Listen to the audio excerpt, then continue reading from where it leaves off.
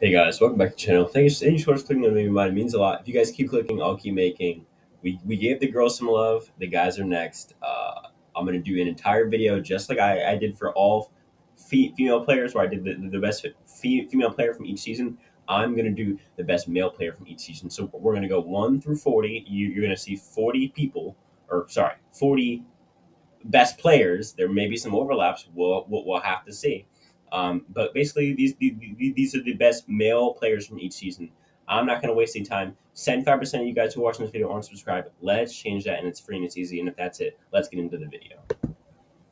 At number one, we have Richard Hatch for season one Borneo. I mean, isn't even really close.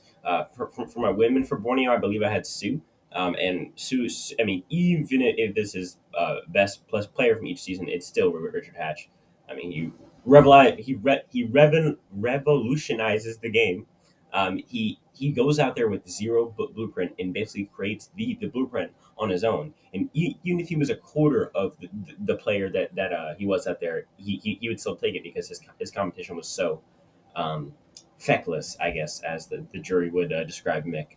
But no, but I think overall, and then his genius move at final three to throw the challenge because it was best for him. I mean, just like he really didn't even need moves because just him creating the alliance and him being better than Rudy. I mean, because Rudy was the other male in the alliance. I mean, this is a pretty simple pick. There's really not much debate over here, but I'm sure someone will do it out there for me. Season two, I have Colby. I picked Tina for Australian Outback, and I'm picking Colby for basically the same reason. Him and Tina had flipped over at the Mitchell boot to the Amber, or with Amber, Jerry, and Keith, and they just kind of dominated the entire game. They dominated the rest of the pre-merge, picking off Mad Dog, and I feel like from there it was just easy. It really wasn't that hard.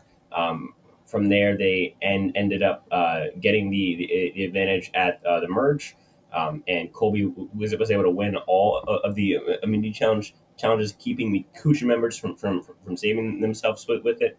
So they were able to to have the opportunity to do a pagonging, but they did flip on Jerry and Amber as well when they thought it was a good idea to do so, and it worked out because it was a great idea to do so because they both got to the end.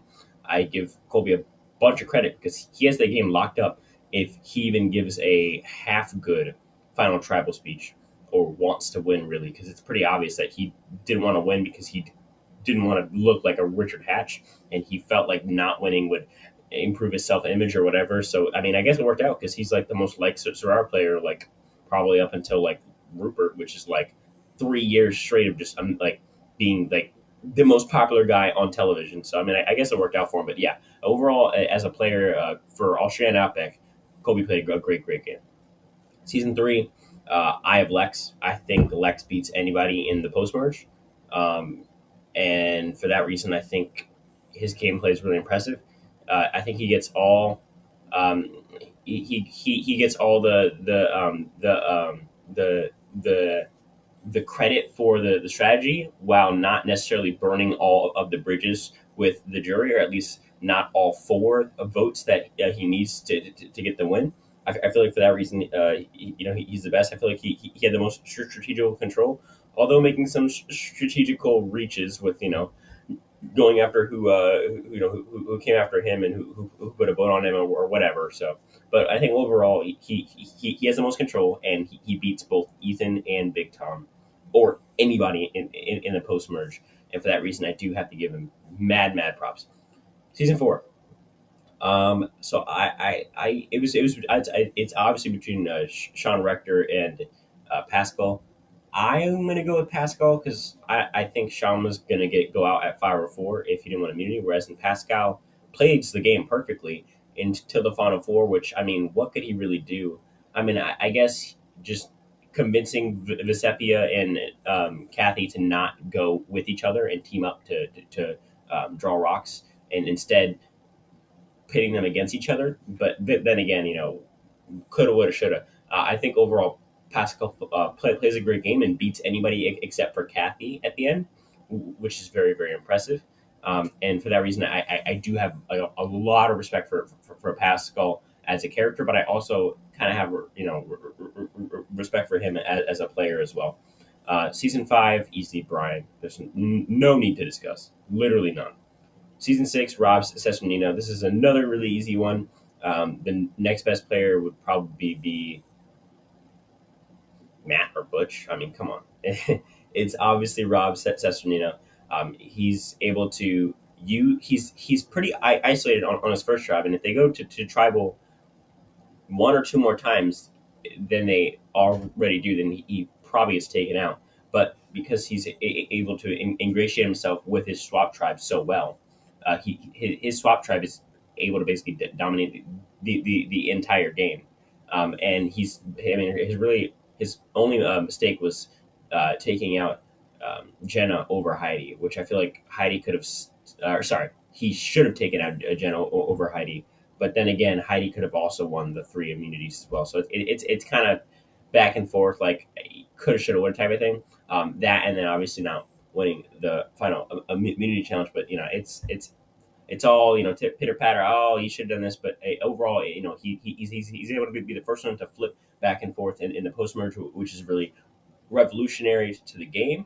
And I feel like overall, he really did kick off that idea of not playing the game with the Starch Alliance and going down with the ship per se. Season 7, fair play, easy. Fair play does what Rob does, except fair play probably beats less people, and obviously he's a lot more hated. But I feel like overall, fair play plays. So Rob plays a pretty weak early pre-merge, but then post-swap, Rob plays a really, really good post-swap. Whereas in fair play, plays a overall decent pre-merge. So I feel like their pre-merges are equal. And I think fair play's post-merge is slightly less impressive because of him and Burton. Him and Burton isolating the 3 women at Final 5. I feel like that's kind of a flaw in this game, whereas Rob never made like a huge mistake like that. And fair play probably doesn't beat Sandra or no. Fair play beats Low, but does not beat Sandra, and for that reason, I do have to knock him. And the same thing goes with Rob Cesternino from last time, where he beats Matt, but he may or may not beat Jenna Maraska. So I feel like they're kind of on even ground. I do give Rob the advantage though, because he probably beats more people and plays an overall more impressive game to me. For our second Rob, we have Mouse and Rob Mariano for season 8. I mean, he just dominates the entire game from start to finish. I mean, I guess the next best male would be Rupert, Big Tom. I mean, I don't know. It's obviously Rob. Rob's literally, he plays the game perfect. Well, not perfect, but he plays a very, very dominant game up until the final 2 when he one mismanages the jury, basically. So okay, if you look at the jury, I've done this several times in my head, but I've never talked it out loud. So the votes that Amber has locked is Sheehan, Lex, and probably Sheehan and Lex.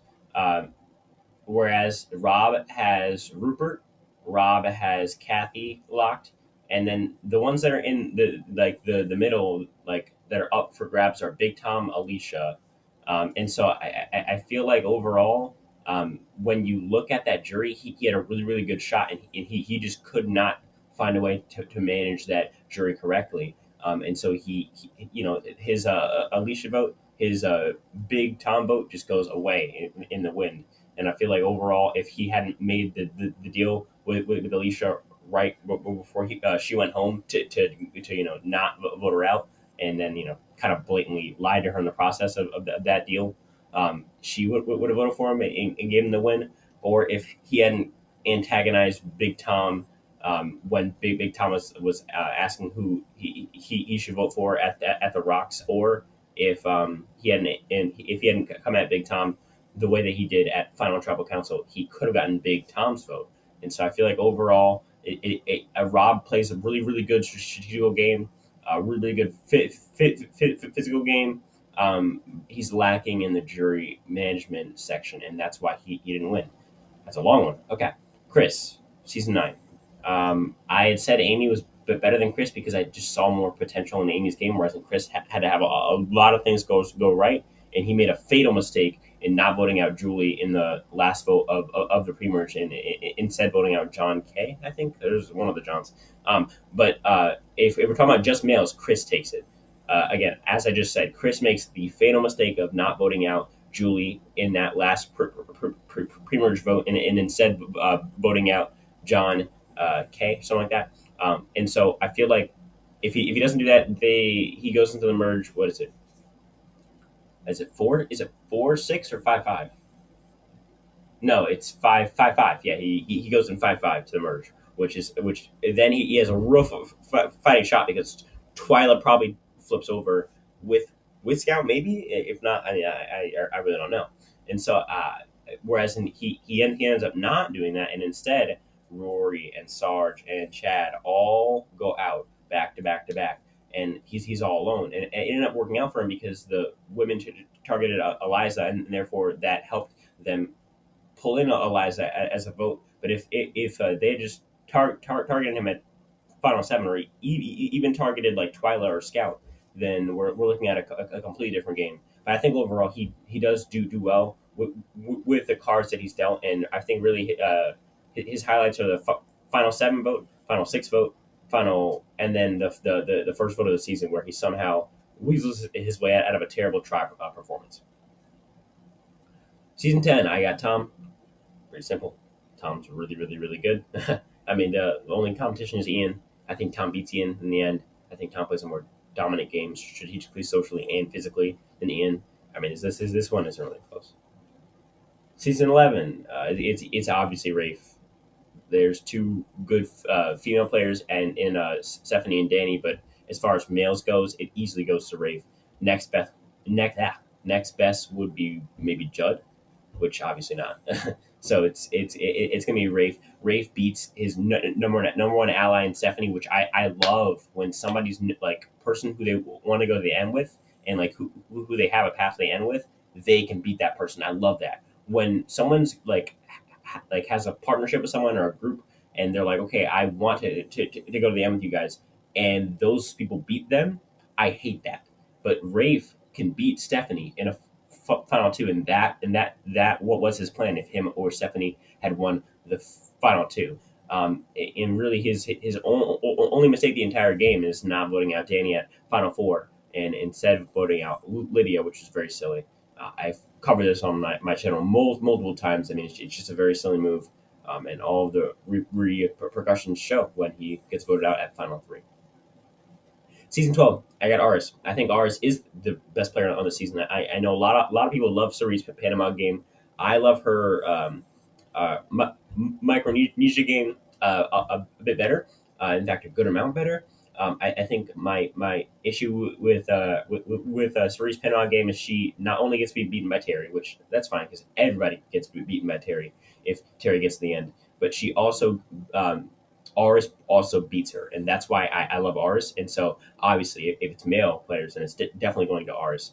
I feel like Aris is a really, really good player as far as the control over the game goes. I feel like he got in an alliance with a lot of crazy people and was able to be like the most normal per se. And I feel like that's a really good trait to have, especially on Panama, and or like for Sophie on South Pacific. How she did a very similar thing in getting in alliance with a bunch of cuckoo people and being the only normal person, but still like blending in with them, similar to how Aris did in this season. I think Aris beats anyone in a post merge aside from Terry, which is super impressive to me. And Aris is really only in danger of going home by the hands of Terry, which he prevents, even though Terry wins every single mini challenge except for the last 2. Moving on, we have Yokwon. I mean, this is obviously either Yule or Ozzy. I respect Yule's game more than Ozzy's. I know most people would agree with me.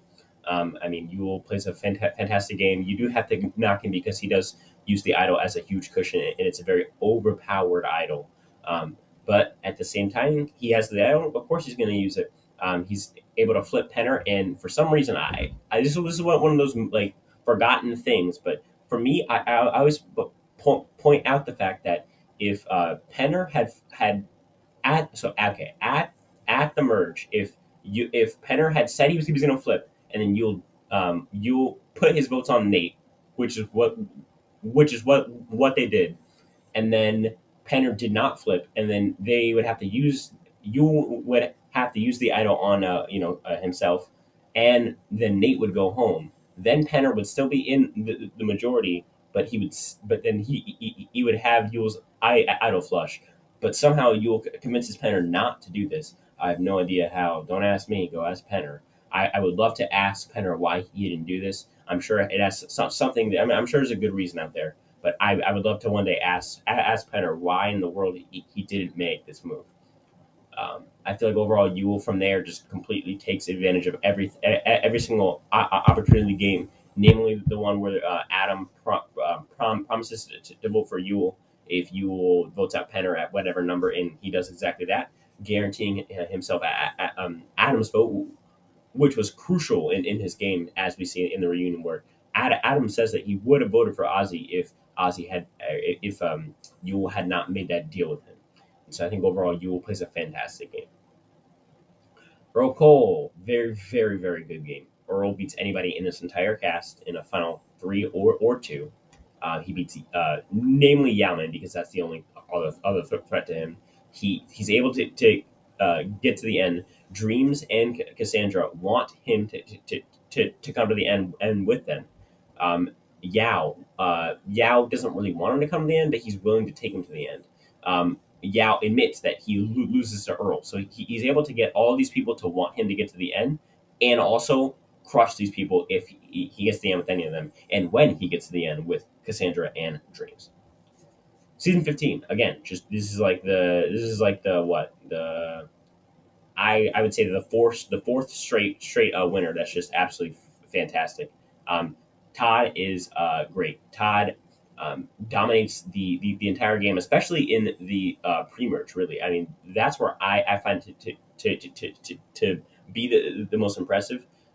Todd dominates the entire game, gets his core alliance in Amanda and Courtney, and then gets his outer pieces and really just runs the game. I mean, he's able to take out all of the threats that come come to him in Jean Robert and James. He's able to mitigate James's two idols and somehow convince James not to play him, which is fantastic. It's just overall really, really impressive game.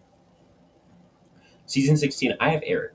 The only other person that you could say would be Ozzy, because you're obviously not giving it to James.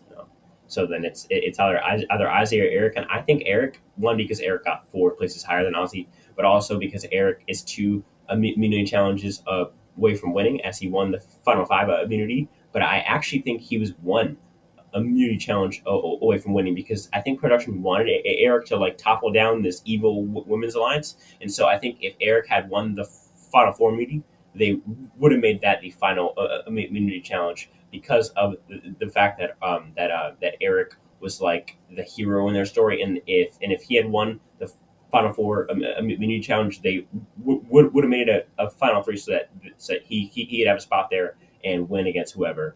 I don't think but the issue with Eric's game is that he doesn't really make many big moves. He's on the wrong side of the boat for a while. Although I will say he does a great job in the last vote before the pre-merge in like kind of burning Amy's game and convincing Amy's fellow favorites that she's not trustworthy, and so that he can stay around. But I think overall Eric is not the best strategical player, but because of the fact that he was so close to winning, you do have to give him major credit. I think Eric beats everyone except for Sari and possibly Parvati.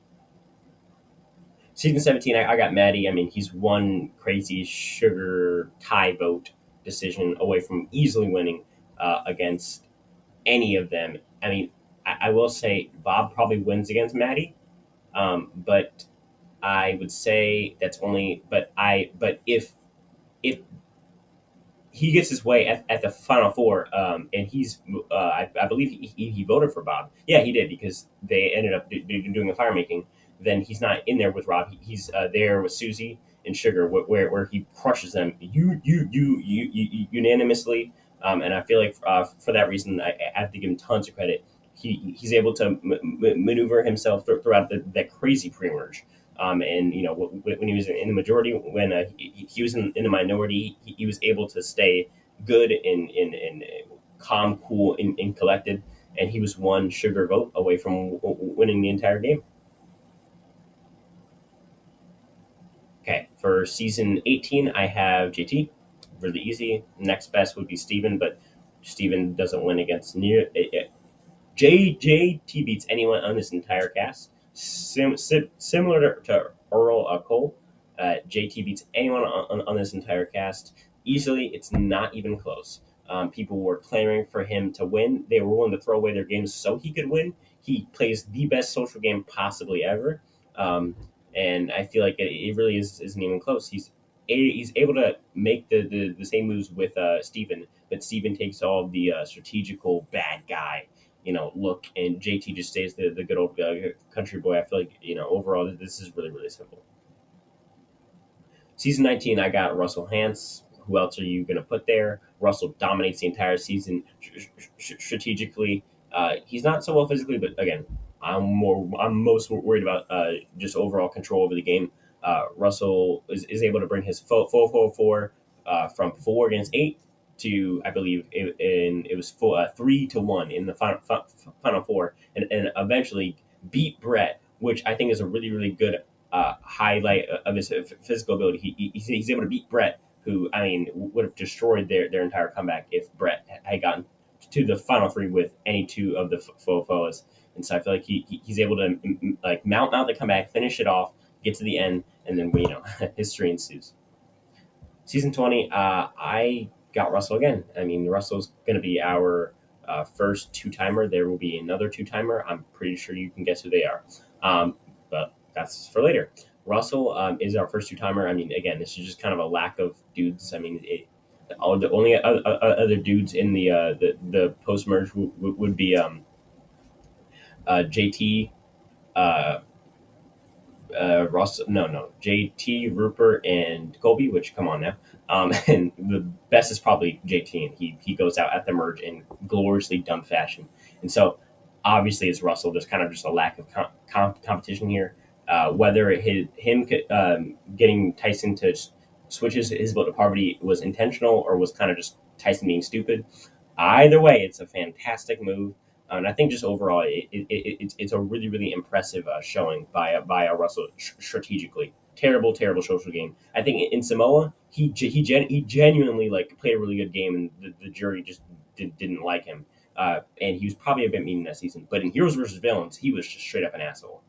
Whereas in Samoa, you can argue whatever, you got robbed, this and that. But like in Heroes versus Villains, he didn't get robbed. He just simply was not a good social player. It wasn't even jury management because the jury wasn't able to be managed because of how bad of a social game he played.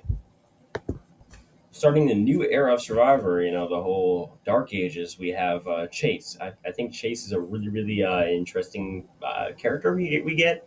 Chase isn't really strategically all invested, I guess I would say, and if he is, it's in a very like way, he's but in the end, he plays the best game by a male. I mean, the only competitor for just best game in general is Holly, and she's a female. So, I mean, overall, there just really isn't much competition. I mean, Chase does end up getting Brenda out. So, I mean, I guess it kind of worked out. But, yeah, I mean, it's just like, I feel like in the end, Chase kind of plays the best game out of all the people on Nicaragua, which isn't really a good accolade to have in your pocket. Season 22, come on, it's Rob. Season 23, it's Coach. I mean, I don't know who else would beat Coach out of the males. Albert would never win against literally anybody in the post merge, maybe except for Cochran. Maybe. Yeah, Cochran and Edna is probably the only two people that Albert could beat. I mean, yeah. So I mean, and then I mean, I guess Brandon would be the only other one. Which come on. So yeah, no, I mean this is coach easily. He dominates the game, creates a really good onion alliance that actually works in season 23, which is 7 seasons removed from season 16, where there was no steady alliances or anything like that. And so I feel like even in like a season that's well into mid school, he's still able to perform a perfect pagonging, and really just does what Rob did except a little less impressive. Season 24 again. Come on, it's Kim. Not even close. Moving on. Season 25. I had Malcolm. I mean, this is a pretty easy one too. This is wait. Hold on. Backtrack. Did I just say Kim for best male on One World? Guys. I'm sorry. I'm hallucinating right now. I'm just crazy. Season 24. What did I had Troy's in? There isn't much male competition here, just like there isn't much female competition. It's just Kim. But I had Troy's in because out of him and Jonah and obviously Tarzan, it's obviously going to be him because Jonah was the merge boot and Tarzan is Tarzan, so it's going to be Troy's in. Season 25, I had Malcolm. Malcolm is just he wins if he gets to the end. He's a challenge away, and he wins against anybody in the post merge except for maybe Jeff Kent. Maybe that's a hard maybe. Season 26, I got Cochran. This one's pretty. Eddie and Reynolds is the only two I can think of that even come close. Yeah, no, Cochran plays just a pretty smooth game. I would say it's overall. I know like a lot of people really love his game. I'm not coming after him. I'm just saying like it's an average game. It's a maybe a top 19 or 18 game. That's it. I ranked him on the tier list, and I think I ranked him high B, maybe mid B. Nothing super impressive, but at the same time, it is also a really good game in a returning season. Although I will say his competition was not good at all. The best player on the season, aside from Malcolm, other than Cochran and Malcolm, the best player on the season was a fan, and it was Eddie. So yeah, let that sink in. Um, Season 27, I got Tyson. He has complete control of this entire game. You can make an argument for Sierra because maybe beats Tyson. Yeah, besides that, I'm looking at a pretty easy Tyson. He's the best player, and he's definitely the best male player. Tyson just controls this game. Was able to take out the two pairs of loved ones at the start of the merge that he wants to take out in Aris and Vitas and Tina and Katie, and from there he basically already has his alliance set up with him, Jervis, Monica, and he brings in a few more that he uses for a while until the finale where him, Jervis, and Monica just stay strong and he crushes both of them. Pretty simple. Again, his game is slightly above Cochran's. I'd say it's a top 15 or 14, maybe even top 10 game. Season 28, I got Tony. This one's a pretty obvious one as well.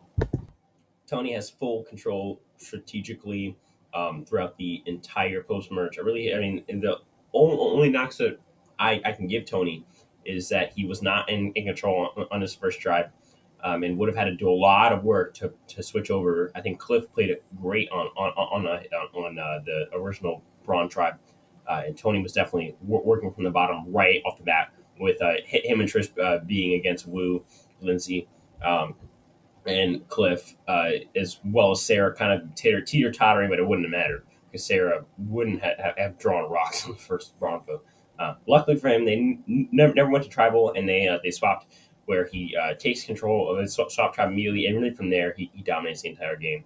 He's able to somehow keep bigger threats in the game like Spencer and Tasha and let everybody point at them instead of, for some reason, they never notice that he's going to beat all of them and or take all of them out until he takes his go to the end where Wu really just Wu, he convinces Wu to lose the game on purpose, which is super impressive.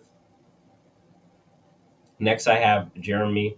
What's it called? I think Jeremy overall just no, not Jeremy. No, I don't. Sorry, I have John. John maintains the swing vote position the entire post merge. I feel like overall John is able to perfect the art of swinging with his partner in the middle. And the only reason that he gets taken out is because he's with another fantastic player in Natalie, and he's able to get to the final. I believe it's either six with his loved one, which is really impressive.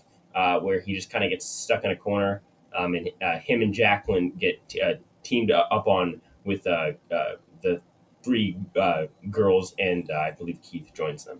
And so, but I feel like overall he plays a really, really good game. John, okay, now I got Rodney. I feel like I talked about Rodney's game before. Rodney plays a fantastic game and was a part, and it really is just it really does just come down to Mike winning every single immunity challenge, or even if Mike had lost the last immunity challenge and they had all voted him out, Rodney, Mama C, and Will, Rodney probably wins over Mama C. And also, I feel like, I mean, you have to love Rodney. You have to love you just have to love. 31, I got Jeremy. Jeremy perfects his strategy. Like his first time around, he gets taken out because he's a gigantic threat, and so he uses the meat shield strategy, and he's able to never have to betray any of his friends because he lets other people do the betraying of his own friends. Season 32, I got Ty. There really isn't much male talent here. Ty doesn't really do much in this season, but I mean, he's able to get to the end, and that's better than like most of the males in the season. And he's able to get to the end. And the only other male who gets like close to the end is Joe, and it's Joe. So yeah, I mean, this really isn't even close. 33, I have Adam. Yeah, I have Adam.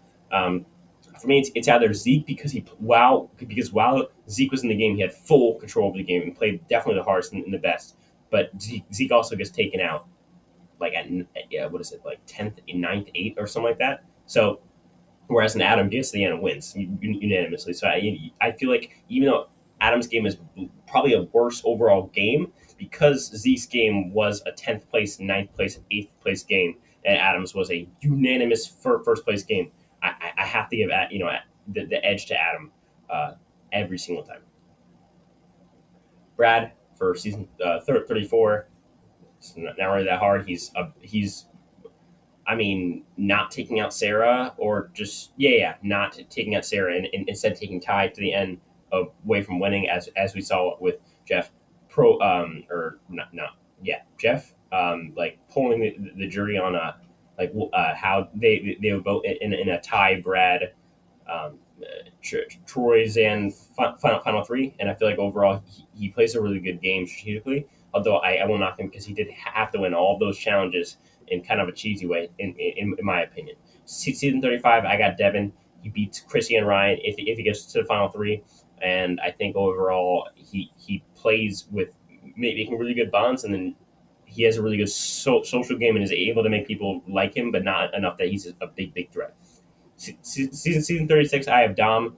Dom is just a really, really good player in this season. I think it's either Dom or Wendell, and I think Dom has more strategical control. Although I do have to give Wendell credit because he wins the season. If